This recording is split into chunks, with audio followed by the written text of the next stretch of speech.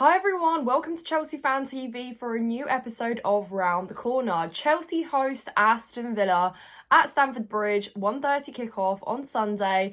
What a game this will be. I'm looking forward to it because I think this is going to be a crucial game and one which will provide a real indication of where we're at as a club, as a team, as a squad. And it's exciting because this weekend, I think all the fixtures are really important because there can be so much movement around the table, and winning and losing could be quite a big definition of sort of where you will be at the end. Because, yeah, it's really tight. The points and the gaps are really marginal. So it's so important that we get all 3 points. Aston Villa troubled us last season, and we also had a good game against them with the obviously 3-1, which Enzo Fernandez scored a brilliant free kick, and we were all thrilled with that. But at home at Stamford Bridge, that game really caused us trouble last year. So we need to beat Aston Villa, and perhaps a lot of people will say that when you look at Aston Villa's results, there is a reason to believe that we can get something out of this game. But also, I'm not going to ignore the fact that they can still play really good football. They have got some goal scorers that can be threatening up front, and if we're not doing our job defensively, we can be exposed in that department. So I really want to win this game. We all do. It's so big, and the fact that obviously Brighton drew their game last night means that they are currently second in this current moment before the fixtures on Saturday. So it's a really interesting unfolding of events this weekend, and hopefully Chelsea can cement their place in top 4, because guys, we really do need some consistency now. What we've seen is great, and it's been a really positive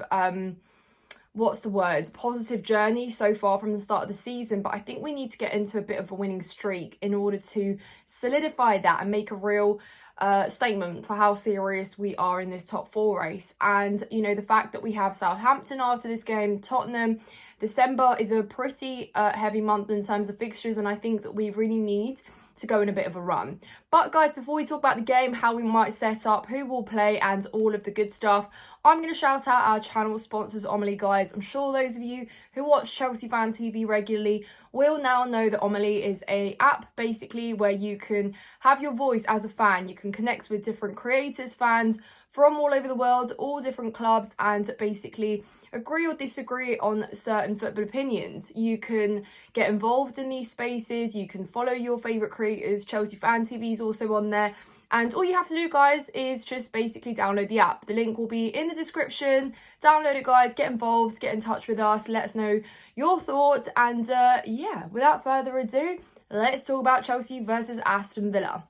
Now, again, I said that exciting. We obviously midweek struggled a little bit against Heidenheim. We got the job done at the end of the day. The result did go our way, but I think this was definitely our toughest test in the Conference League yet.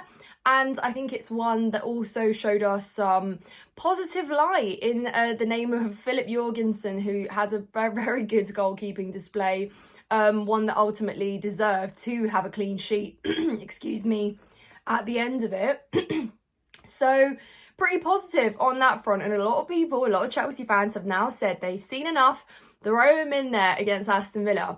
Now, my question to you guys is, have you seen enough for Philip Jorgensen to get a start in the Premier League as soon as this weekend, and to see him against Aston Villa a real test for him? Because again, that is being thrown in the deep end, and something tells me that Enzo Maresca is not really going to take that leap of faith just yet. And it's not to say that because Sanchez has been dropping 10 out of 10s week in, week out, that is why. I just think that your goalkeeper is kind of your one source of continuity you really need. Now, if it was up to me, I would give him a chance, because for those of you who watch me know that I have not been very convinced by Robert Sanchez from last year, and I think that for a whole year that he's been here with us playing, apart from his injury, he's not really improved in terms of that kind of progression where he's strengthened his weaknesses. And for me, I just don't see how that happens. So on that front, Jorgensen does deserve, to have a go, to have his moment in the Premier League. And if we remember last season, when we did say that Sanchez was obviously replaced by Petrovic for his injury, we were all convinced that Petrovic should be, the number one, have the number one goalkeeper shirt. So it's an interesting decision, and I think a lot of Chelsea fans will probably see Sanchez in that Villa lineup and say, Maresca, you're not seeing what we're all seeing here. But it will be interesting to see. So let me know your thoughts, guys. Let's see how many of you will be willing to see Jorgensen start in between the sticks of Chelsea on Sunday. But moving into the back line, guys, I think this is where it kind of picks itself at the moment, because obviously we know that Malo Gusto had a couple issues, but I think he should be fit and well to start in this game if Neto is available too, which he is, and is feeling fit and ready to start this game, then so hopefully should Gusto. In terms of our back line and our defensive kind of centre-back pairing, we know that Levi Colwill and Wesley Fofana have been building some chemistry. I think there's still a lot of work to do with this back line. I think that, we are conceding every game, and it's not to say that we have a polished front line. I think it's also been quite apparent that we've not been, blowing teams out the park with our goals, etc. And it's been a hot minute since we've seen a high-scoring game. So I think it will be really, and I'm not saying that Aston Villa is going to be a high-scoring game, by the way, guys, but it will be nice to see us kind of increase that conceding to scoring ratio once again a little bit, if you guys know what I mean. Now, we've got one up on Aston Villa because their goal difference is 0 at the moment, so they have suffered some pretty poor results. They've seen quite a few draws as well, so they've not actually managed to outscore their opponents recently. So we do also have that in mind too, and that's why I say this will be a real test, guys, for us, and it's one that we are all excited to see how Chelsea cope, how we set up against Aston Villa. I think it has taken toll,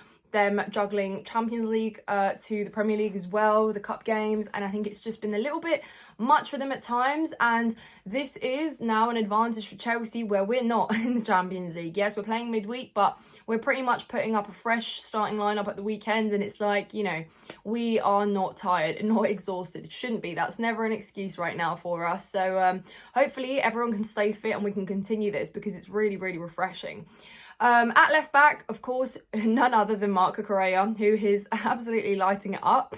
I think he is up there with the top 3 players of the season so far, because Correa has been outstanding. You can never question his effort. His quality is shining through as well. So long may it continue, Marco Correa. And you can just see it. He is so desperate to continue this. And you saw how happy he was to have his name sung from the away fans against Leicester. And he's just such a likeable character, Mark, isn't he? I say that as I know him. We're friends. And into midfield, guys. Now, this is where it gets a little bit interesting for me. Moises Caicedo, of course, is, there is no cause for discussion there, discourse rather. But where there could be some discourse is the decision whether you start a Romeo Lavia or an Enzo Fernandez. An Enzo Fernandez who we've recently seen come off the bench, not necessarily starting games, but also bring on this element of creativity, get his assist, and just show that he is that player that can bring you an element of creativity you're missing sometimes in games.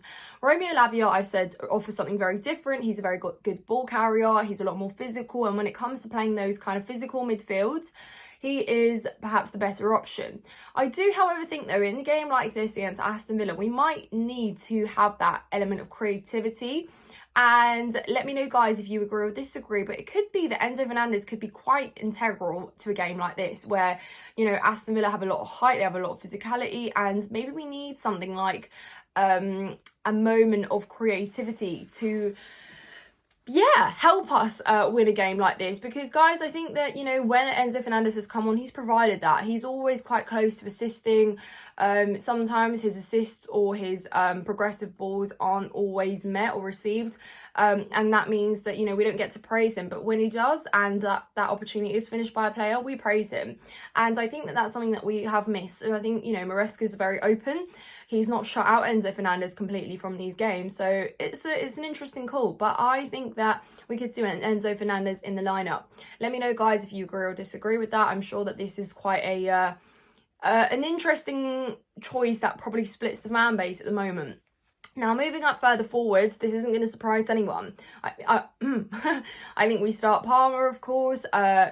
Pedro Neto, who has been so missed. But this is where it gets quite interesting, guys. Jadon Sancho midweek was played on the right and he provided 2 assists. Now, his tally is now 5 out of 6 starts, and he's done it on the left and he's done it on the right. He has not been playing for us, but he has showed that he is looking quite fit, quite good. Yes, it was against Heidenheim, but equally, they were tough to play against, and he did a pretty good job. Now, the question is here, because Neto has been superb, and perhaps Madueke has maybe been underwhelming in terms of his output. I think his quality and taking on his man and doing all those bits have still been up to scratch, and he's been doing that. But does it mean, and I think a lot of fans are quite open to seeing maybe someone like a Sancho playing this game, maybe off the right? Is that so bad? Neto on the left, Sancho on the right, maybe. It could be an interesting experiment that he makes. Equally though, Madueke has not necessarily shown that he should be dropped. Maybe in terms of the goals and the assists, not quite been there. But he is also doing the right things and getting close. Jackson up front, leading the line. Nobody else. Nico Jackson. Really hope he can get his goal as well against Aston Villa. He is just on a bit of a developing streak, isn't he? Improving. Long may it continue. But yeah, guys, there's quite a few positions there that will obviously be intriguing to see how we set up. And that's the exciting thing about Chelsea right now, isn't it, guys? That we've got so much quality to choose from. And that it's just not all absolutely solidified, and that's a good thing. But guys, let me know your score predictions in the comments down below. Let us know how you're feeling. Are we going to win this game? Are we going to lose this game? No, we're not, hopefully. Subscribe to Chelsea Fan TV if you haven't done so already. Check out my personal channel, Nina's Chelsea Corner, for more Chelsea content. Like this video, guys, and we will see you in the next one. Up the Chels.